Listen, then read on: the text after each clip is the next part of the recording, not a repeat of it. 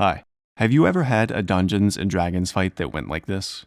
The party is in a forest clearing trying to get somewhere, and a pack of wolves or bandits attacks. It turns into a big mosh pit in the center, and both sides roll dice until one side dies. And that's it. That's boring. So here are 5 tips to make combat more interesting. This may sound obvious, but as a general rule, most creatures, the party included, won't move unless they have a reason to. So give everyone some reasons to move. Scatter the bad guys around the map before combat even starts. Have them reposition during combat to get better sightlines, or cover, or even just to get out of a tough spot. Positioning is just as important as doing damage. If the bad guys are moving around the map, or certain spots start to get dangerous, then the players will probably have to move around the map as well. Movement is part of almost every creature's toolkit, so try to get as much use out of it as you can. This kind of ties into movement. The terrain that the party fights on can drastically change how the combat will play out. A big, wide, open area probably isn't going to have as much interesting stuff going on, but if you add in things like hazards, rough terrain, or even just basic cover, that can make the combat pretty dynamic. For hazards, you could have things like pits in the ground, spikes on the wall, pools of lava, things that would have tough consequences for anyone that gets caught in one. For rough terrain, you could have things like dense foliage, piles of rubble, or even bodies of water like ponds and rivers. Basically, things that will make someone consider if moving through the rough terrain is worth it. Because, at its core, that is what interesting combat is: decision-making and risk versus reward. If you want to avoid the mosh pit from before, then you have to use different types of enemies. The mosh pit can be fun sometimes, but even a tiny amount of variety can spice things up. Try to use a mix of close-range and long-range enemies whenever it's appropriate. If all of the bad guys are just grouped up melee bruisers, then they're going to get nuked by a fireball every time. So having some variety with the enemies helps with situations like that. Also, creatures have different sizes, so try to use that as well. A big enough creature, like a giant or a dragon, can be its own terrain hazard. They take up a lot more space and usually have a wider reach. And lastly, spellcasters can wildly change up a fight. There are too many spells to get into here, but the sheer variety of abilities they have can make things very interesting. Big area of effect spells, stuns, status effects, creating their own rough terrain and hazards. The list goes on. This ties into the varied enemies, but it also depends on what type of enemies the party is fighting.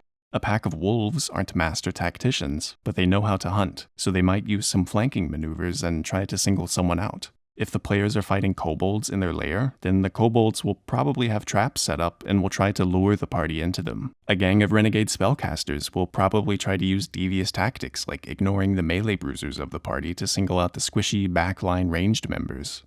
On the opposite end of the spectrum, monsters like ogres have pretty low intelligence scores, so they're probably just going to charge at the first person they see. Let the party use that to their advantage. This is where the DM metagaming can actually be a good thing. If the monsters are dumb, have them do dumb things and make bad decisions. If the monsters are smart, have them be tactical and make good decisions.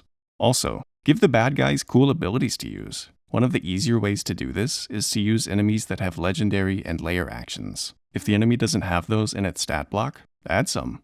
For example, if the fight is in a bandit hideout, give the leader some abilities that fit with a bandit boss. Let them throw pocket sand to blind a player, or do a leg sweep to knock someone prone, or even order some of their goons to attack the players as a reaction. As for the lair action, you could have some bandits off to the side rolling barrels at the party to try to knock them prone. Creature stat blocks are designed to be customizable, so experiment whenever you feel like it. Take some cool abilities from one creature, and give them to another if it makes sense. Do you or your players ever consider why they're fighting something? If they're walking through a city and a bunch of rats jump out of a sewer and attack them, that's probably not going to be very interesting if that's all there is. But if a guard notices them killing the rats, then maybe they could offer the party a reward to go down into the sewer to kill the rest. And maybe once they're in the sewer, they discover something much more dark and sinister. You just turned a boring rat fight into a plot hook. Now, don't get me wrong. Random encounters can be good and useful if you're trying to show how dangerous an area is. For example, maybe the party is going through a jungle, far away from any civilization. There will probably be some danger lurking in the jungle. As long as the fight is adding something to the game or the story, then you're on the right track, though sometimes it's fun to just fight a big monster. Also, death doesn't have to be the only form of defeat, both for the party or the bad guys. Maybe one side is trying to steal a specific item from the other side, so they'll try to run away once they have it. Or maybe, in certain situations, the bad guys will surrender once they see their friends being killed. Both of those can lead to some interesting post-combat scenarios and further the story. As I said earlier, when you force the players to make tactical decisions and weigh the risks of a situation versus the rewards, that is when combat becomes interesting. And if you add in a good reason for the party fighting in the first place, then that's a recipe for success. Though, not every single fight has to be a high-stakes, mechanically heavy war simulation against a wildly diverse group of enemies over perilous terrain. It's okay to only focus on a few points at a time. If your game is more roleplay and story-heavy, then maybe try to focus more on the narrative implications of the fight. If your game is more about fighting bad guys and killing huge monsters, then maybe focus more on the mechanics of the fight. These are just some of the ways I've made combat more fun for my players and myself. I hope it helps.